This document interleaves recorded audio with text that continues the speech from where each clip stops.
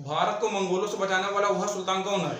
जी हाँ, वह मंगोल, जो ऐसी सल्तनत थी जो जहां भी हमला करती थी, जहां भी आक्रमण करती थी, वहां पर रहने वाले भेड़ बकरियों तक को नहीं छोड़ती थी, हर एक चीज को खत्म कर देती थी। तो वह सुल्तान भारत का था अलाउद्दीन खिलजी। अलाउद्दीन खिलजी के शासनकाल में मंगोलों ने भारत पर 6 बार आक्रमण किया, लेकिन अलाउद्दीन खिलजी ने उसका डट कर मुकाबला किया। आज हम अलाउद्दीन खिलजी के बारे में हर एक पॉइंट टू पॉइंट इस वीडियो में समझेंगे। और जो आज बहुत ही बड़ा दिखाया जाता है रानी पद्मावती, उसका भी जिक्र हम इसमें देखेंगे कि पद्मावती का आखिर सच में है या सिर्फ एक कल्पना पात्र है। तो फ्रेंड्स, अलाउद्दीन खिलजी की वीडियो में स्टार्ट करते हैं। पहले हम जानते हैं अलाउद्दीन खिलजी था कौन।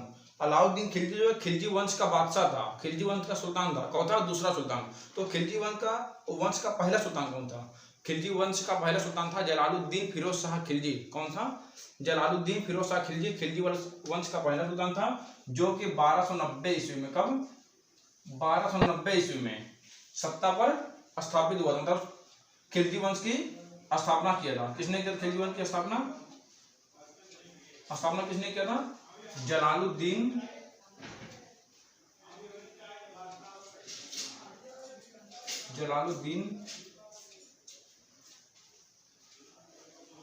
फिरोज शाह खिलजी। ये खिलजी वंश की स्थापना किया 1290 ईस्वी में। इसकी एक चाहे देखा जाए तो इसकी अच्छाई कहा जाए चाहे बुराई कहा जाए, ये बहुत ही उदार किस्म का शासक था। क्या था? उदार किस्म का, बहुत ही मतलब ईमानदार शासक था। लेकिन सत्ता में इतनी उदारता नहीं चाहिए। उदारता ज्यादा आप करेंगे तो लोग बगावत करने लगते हैं। वही हुआ इसके साथ। इसने जैसे खिलजी वंश की स्थापना की, बाद में क्या हुआ? वहां के लोगों ने बगावत करना चालू कर दिया। हर जगह बगावत चालू हो गई। रणथंभौर में हो गया, चित्तौड़ हो गया, और जगह क्या हुई? बगावत चालू हो गई, जिसको अलाउद्दीन खिलजी ने देखा। अब अलाउद्दीन खिलजी कौन था? जलालुद्दीन फिरोज शाह खिलजी का भतीजा था। कौन था? भतीजा था। तो इसके भाई क्या नाम था? इसके भाई का नाम था शहाबुद्दीन खिलजी। इसके जलालुद्दीन फिरोज शाह खिलजी के भाई का नाम था शहाबुद्दीन खिलजी। और शहाबुद्दीन का बेटा था, क्या था? बेटा। कौन? अलाउद्दीन खिलजी। कौन था? उसका बेटा था अलाउद्दीन खिलजी। किसका? शहाबुद्दीन खिलजी का। और अलाउद्दीन खिलजी के बचपन का नाम था शियाबुद्दीन खिलजी। क्या नाम था बचपन का? शियाबुद्दीन खिलजी। शियाबुद्दीन खिलजी बचपन का नाम था। और इसके पिता का नाम था शहाबुद्दीन खिलजी। इसके चाचा का नाम था जलालुद्दीन फिरोज शाह खिलजी, जो कि दिल्ली सल्तनत का खिलजी वंश की स्थापना किया था। तो अलाउद्दीन खिलजी ने देखा कि उसके चाचा बहुत ही नर्म और उदार किस्म के शासक हैं, जिसके खिलजी वंश क्या होगी? जल्दी खत्म होने वाली है। उसने क्या किया? अपने चाचा को ही क्या किया? कत्ल कर दिया। अपने चाचा का कत्ल करवा दिया। किसके द्वारा? इख्तियार, उसका साथी था अलाउद्दीन खिलजी का। अलाउद्दीन खिलजी का साथी था, तो अलाउद्दीन खिलजी ने इख्तियार के द्वारा उसका कत्ल करवा दिया। और खुद कहां बैठा? दिल्ली सल्तनत पर, मतलब भारत का सुल्तान बना, दिल्ली का सुल्तान बना। और खुद गद्दी पर कब बैठा? 1296 में। 1296 को कत्ल करवाया है और गद्दी पर बैठा है। कौन? अलाउद्दीन खिलजी। जब उसने अपने चाचा का कत्ल करवाया और गद्दी पर बैठा, तो वहां के जो अमीर लोग थे, जो सरदार लोग थे, वो भी बगावत करना चालू कर दिए कि उसने अपने चाचा का कत्ल कर दिया। लेकिन अलाउद्दीन खिलजी ने क्या किया? जो बगावत को लोग कर रहे थे, पहले बगावत करने वाले लोगों का क्या किया? खात्मा किया। पहले बगावत करने वाले लोगों का खात्मा किया, फिर बाद में अपना साम्राज्य विस्तार करना चालू कर दिया। एक चीज देखिए, हम नहीं बताएंगे, बता दे रहे हैं। अलाउद्दीन खिलजी का बचपन जन्म कब हुआ था? 1266 ईस्वी में। अलाउद्दीन खिलजी का जन्म हुआ था 1266 ईस्वी में। इसमें जो है विद्वानों में मतभेद है, मतलब फिक्स नहीं है। कहीं कहीं 66 है, कहीं कहीं 67 है। और जन्म स्थल में भी मतभेद है। कहीं की बंगाल दिया, पश्चिम बंगाल, कहीं की मतलब इसका जिक्र अफगानिस्तान में भी आ रहा है। कहीं की बांग्लादेश दे रहा है, कहीं की अफगानिस्तान दे रहा है, कहीं की पश्चिम बंगाल दे रहा है। इसमें मतभेद है। तो जो भी आपको ऑप्शन में मिलेगा उस तरह आप लगा सकते हैं। ठीक। तो हमने जो है इसका संस्थापक भी देख लिए हैं, जलालुद्दीन फिरोज शाह खिलजी हैं, और पिता भी इसके देख लिया हमने। अब इसकी बीबी का हम देख लेते हैं। इसकी बीबी कौन थी? जलालुद्दीन फिरोज शाह खिलजी, जो कि अलाउद्दीन खिलजी के चाचा थे, उनकी बेटी थी मलिक ए जहां। क्या नाम था उसका? मलिक ए जहां।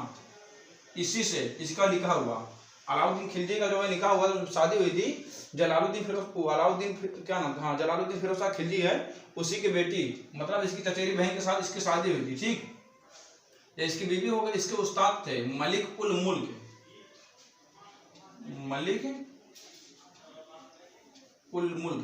इसके उस्ताद का नाम था, उस्ताद मतलब समझ रहे हैं ना, इसके गुरु का नाम क्या था, मलिक उल मुल्क। और इसने उपाधि धारण की थी, अलाउद्दीन खिलजी ने बहुत ही बड़ी उपाधि धारण की थी। जी हाँ, उपाधि इसकी ये थी सिकंदर-ए-सानी, सिकंदर-सानी, क्योंकि ये जिस तरह सिकंदर महान था, सिकंदर महान आप लोगों ने सुना होगा, मैं उसके ऊपर भी वीडियो बना दूंगा बाद में। सिकंदर जिस तरह थे वो पूरे विश्व पे पूरी दुनिया पे राज करना चाहते थे सिकंदर, उसी तरह अलाउद्दीन खिलजी के भी मन में मतलब जागा कि मैं भी पूरी दुनिया पर राज करना चाहता हूँ। अलाउद्दीन खिलजी ने भी कहा कि मैं भी पूरी दुनिया पर राज करूंगा, अब पूरी दुनिया को एक एक करके एक एक देश जीतूंगा। तो जो इनके उस्ताद थे मलिक उल मुल्क, उन्होंने कहा कि देखो सिकंदर जिस समय बादशाह थे, उस समय मतलब उस समय का माहौल दूसरा था, उस समय की सिस्टम दूसरा था। और उसके जो उस्ताद के सिकंदर के, उसका नाम था अरस्तु। सिकंदर के उस्ताद का नाम था अरस्तु, उसके गुरु का क्या नाम था, अरस्तु। जो कि अरस्तु को आप लोगों ने पढ़ा ही होगा। अरस्तु बहुत ही बड़े वैज्ञानिक, इतिहासकार, भौगोलविद, मतलब हर एक क्षेत्र में इन्होंने अपना बहुत ही बड़ा योगदान दिया है। जीव विज्ञान की खोज किसने किया, अरस्तु ने। जंतु विज्ञान की खोज किसने किया, अरस्तु ने। वनस्पति विज्ञान की खोज किसने किया, थियोफ्रैक्टस, जो कि इनका चेला मतलब इनका शिष्य था। मतलब समझ में आ रहा है ना, सभी कुछ लगभग इन्हीं लोगों ने दिया। जीव विज्ञान की खोज अरस्तु ने किया, जंतु विज्ञान की खोज अरस्तु ने किया, वनस्पति विज्ञान की खोज इनके शिष्य जो थे, इनके चेले थे थियोफ्रैक्टस, उन्होंने किया। तो ये इतने महान वैज्ञानिक थे और इतिहासकार भी थे, भौगोलविद भी थे। इन्होंने भूगोल के बारे में भी, ब्रह्मांड के बारे में बहुत अच्छी जानकारी दी है। जो हमारा बारमूडा ट्रायंगल है उसके बारे में भी इन्होंने जिक्र कर चुके हैं उसका। तो ये जो हमारा था, वही इन्होंने कहा मलिक उल मुल्क ने कि जो अरस्तु जो थे वो बहुत ही महान थे। मैं अरस्तु के जितना महान नहीं हूँ, मैं तुम्हारा गुरु हूँ, मैं उतना महान नहीं हूँ मैं उन्हों के जितना। हाँ, एक बात है, अगर आप संपूर्ण भारत पे अपना अधिकार कर लें, संपूर्ण भारत भी बहुत बड़ा छोटा नहीं है। दक्षिण भारत पर उस समय कोई शासन नहीं कर रहा था। क्या भारत था, छोटे छोटे राज्यों में टूटा हुआ था। जो भी आते थे उत्तरी भारत में कुछ हिस्सों में राज करते थे। तो उन्होंने कहा अगर आप संपूर्ण भारत पर राज कर लीजिए तो भी आपका क्षेत्र क्या होगा, बहुत ही बड़ा हो जाएगा।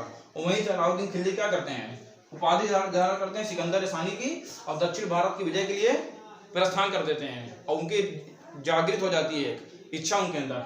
वो फिर क्या करते हैं, उत्तर भारत को जीत लेते हैं। उत्तर भारत लगभग सब जीत, उत्तर भारत में उन्होंने मुल्तान हो गया एवं सिंध हो गया। उत्तर भारत में मुल्तान हो गया, सिंध हो गया। उत्तर भारत में मुल्तान हो गया, सिंध हो गया। यहाँ पे ये उल्गू खां, शाइस्ता खां और जाफर खां, इन लोगों के नेतृत्व में एक सेना भेजते हैं, विशाल सेना, जिसमें 40,000 सैनिक रहते हैं। इनके नेतृत्व भेजते हैं और आराम से जीत जाते हैं। और ऐसे ऐसे गुजरात में भी जीत जाते हैं। रणथंभौर की विजय होती है, रणथंभौर में भी ये अपनी सेना भेजते हैं, वहां भी आराम से जीत लेते हैं। और चित्तौड़ की बात कर ले रहे हैं हम, जो कि चित्तौड़ की बहुत ज्यादा फेमस हो जाता है। ये मेवाड़ है। मेवाड़ की राजधानी क्या थी, मेवाड़ एक राज था उस समय। उसमें राजस्थान में एक राज हुआ करता था, छोटा मेवाड़, जिसकी राजधानी थी चित्तौड़। जिसकी राजधानी क्या थी, मेवाड़ की, चित्तौड़। मेवाड़ जो है एक राजस्थान का एक राज हुआ करता था, उसकी राजधानी थी चित्तौड़। यहाँ का जो किला था चित्तौड़ का, बहुत ही सुरक्षित स्थान था। चित्तौड़ का जो किला हुआ था वो बहुत ही सुरक्षित स्थान था। और यहाँ के राजा थे राजा रतन सिंह। क्या थे, राजा रतन सिंह। ठीक, इसको राजा राणा सिंह भी कहते हैं, क्योंकि मेवाड़ में जो वहाँ राजा होते तो उनको राणा सिंह, राणा एक लकब था उनका उस तरह का। तो राजा रतन सिंह राजा राणा सिंह कह सकते हैं। ठीक, वो वहाँ के राजा थे। और एक जो यहाँ मतलब आजकल जाना जाता है, पद्मावती का जिक्र अक्सर होता है। किसका जिक्र, पद्मावती का। लेकिन अधिकतर जो इतिहासकार हैं वो क्या मानते हैं, पद्मावती को एक क्या मानते हैं, कल्पना मात्र मानते हैं। ऐसा इतिहास में कोई जिक्र ही नहीं है। इसकी जो पद्मावती का जिक्र सबसे पहले कब आया, एक लेखक आए थे जिसका नाम था मलिक मोहम्मद जायसी। क्या नाम था, मलिक मोहम्मद जायसी। इन्होंने एक रचना लिखी थी पद्मावत। कब, पद्मावत एक रचना लिखी। और अलाउद्दीन खिलजी जो था ये बादशाह कब बना था, 1296 में। और 1303 ईस्वी में इसने मेवाड़ पे हमला किया। और इसके लगभग 270 साल बाद, मतलब 3-7-3-2-5 1573 में मलिक मोहम्मद जायसी ने लगभग पद्मावती लिखा। अब 270 साल बाद इसने पद्मावत लिखा।